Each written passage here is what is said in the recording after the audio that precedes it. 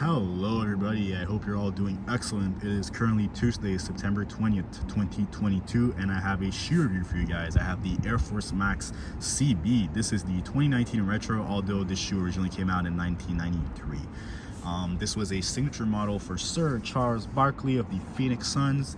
And without further ado, I think we should get right into it. But before that, I think I should mention this shoe is actually very special to me. This is the first shoe I actually bought my own hard-earned money that I got from my first job, man. I remember I got my first paycheck. First thing I did, I flew to Foot Locker right after my shift, actually, and I got them. I actually looked on the Foot Locker website. They were on sale, and they had a size 11 left, which I'll get into that, man, because the sizing is all over the place with these.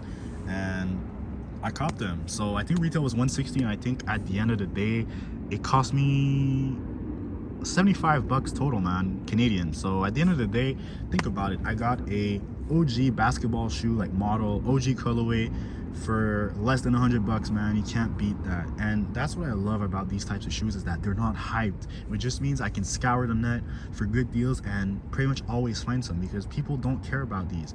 I don't even know why I'm doing this review. I'm doing this for fun, man. And I know sometimes when there might be some of you that didn't pick them up, because I was about to say you missed out on those, but nobody wanted them, man. And you didn't get them back then, and maybe you want to see if maybe you want to pull the trigger. Well, that's why I'm doing this video, man.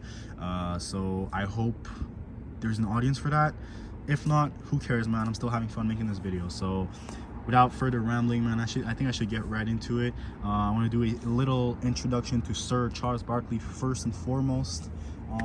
Big guy, 6'6", 250 pounds. He was drafted by the Sixers in '84. That was his first year in the NBA. Then he got drafted by the Suns in '93, and he had his first basketball shoe, his first signature shoe, which was these ones. He had the Air Force Max a little beforehand, but it's kind of like the up-tempos, man, whereas they're not an actual signature shoe, but because of how much he wore them, they're very closely associated with him. So that's pretty much it, man. He had a 15-year career. I think it ended in '99. And yeah, man, Charles Barkley, big guy, big shoes.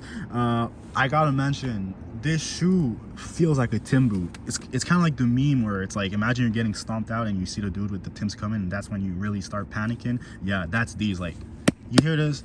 I wouldn't want to have beef with somebody that has these, bro. They'll stomp my head out. Nah, all jokes aside, man, let's get into the little review. So I mean, this shoe, man, it's pretty self-explanatory. There's not much to them. They're pretty close to the OG, I would say. There's just two little things, like one that's buried in the other, and that kind of bothers me, which is maybe the reason I haven't worn these at all in 3 years. I've only tried them on. You can see like my sock length, and I try to like clean up the bottoms a little bit. I only tried them inside my house, but yeah, man, first difference I noted was that in the back, at the back of the pull tab right here, the OGs had the number 34, which of course is Charles's number. And the second difference, the biggest difference, and one that actually bothers me quite a lot, is just the shape of the shoe, man. Like, up front, it's okay, it's not that bad, man, compared to the OGs, which, by the way, it's really hard to find pictures of, or videos of the OGs to like compare them to. Fortunately, there were like 1 or 2 videos on YouTube. There was one really in-depth comparison, like with this exact retro, and I can't find it anymore, man. But yeah, the other difference is that the colors are a lot lower than they're supposed to be. So this is what you would classify as a mid-top shoe in 2022, I guess, or 2019 when they released. But man, like, at least seeing photos, like this part ends about like right here on the OGs, and like the tongue just continues. So you can imagine how tall that shoe was. And back then, this shoe was considered a mid-top, and that's what a mid-top was back in the early to mid 90s. So that goes to show you how different like designations and just proportions are these days. It's kind of like cars, man. Cars have gotten a lot bigger than before, and we don't even realize it. But that's about it for the difference. Now let's get into the materials. So as you can see, man, not much to it.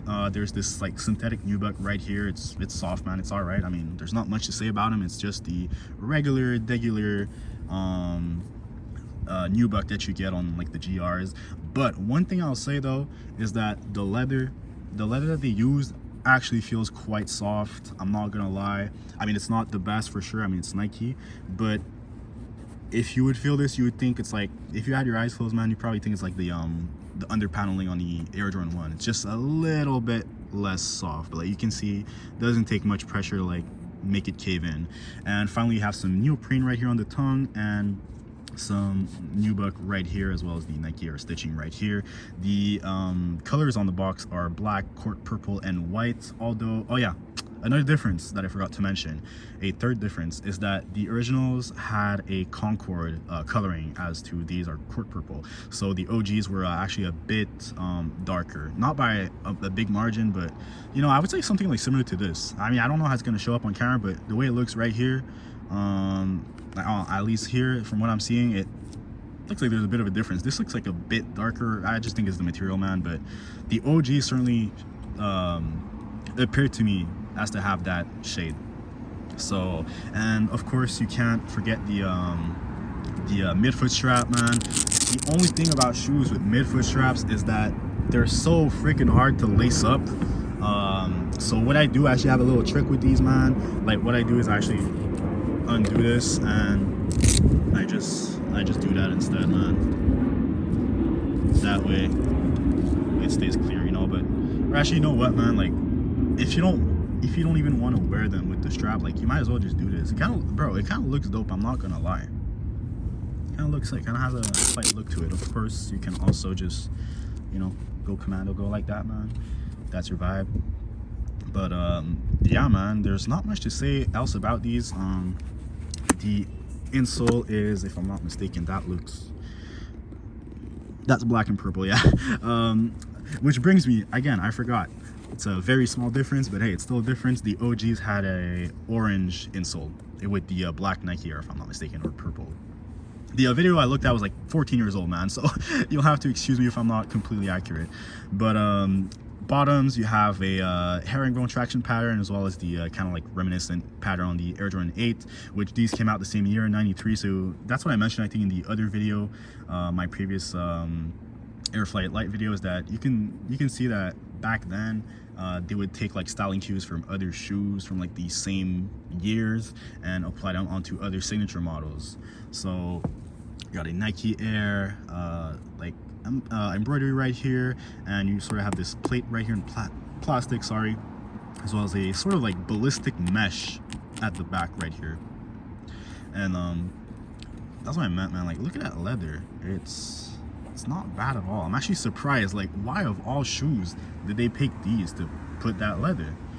And you have a little plastic insert right here for the laces, and of course you can't forget the 180 Air unit right here, which what I find is weird is that this is the only shoe I have which sort of got foggy over time, which is just strange. I have very old shoes. I think my oldest shoe is from '02, and the air bubble is still not as foggy, man. So I might have to put a bunch of Celica packs in the package just to preserve them. But honestly, man, I think I just should wear them. I should just put them on my feet, wear them out. But sizing, I wanted to talk about sizing, man, because sizing on these is really strange. I'm basically a 10.5. I'm a true size 10.5. I can go from like 10 to 11, but these are a size 11, and let me tell you, my man, dare I say I could even went up to like 11.5. These are strangely shaped. Like right here, it feels like super narrow up to around like here. You can tell how wide the toe box is, and it just feels like super roomy, so it's super strange. And they're also extremely freaking hard to get on, man. Like, that's one thing I should mention. Yeah, man, you know what, I think I'm done talking about these, man. There's not much else to say. Thank you very much for watching. I really appreciate it. Thank you to everybody who's tuning in, whether you're a friend from my Instagram, a family member from Facebook, or just a rando on the internet. Welcome to my channel. Yeah, man, I hope you guys have a really good evening, and stay safe. Peace out, guys.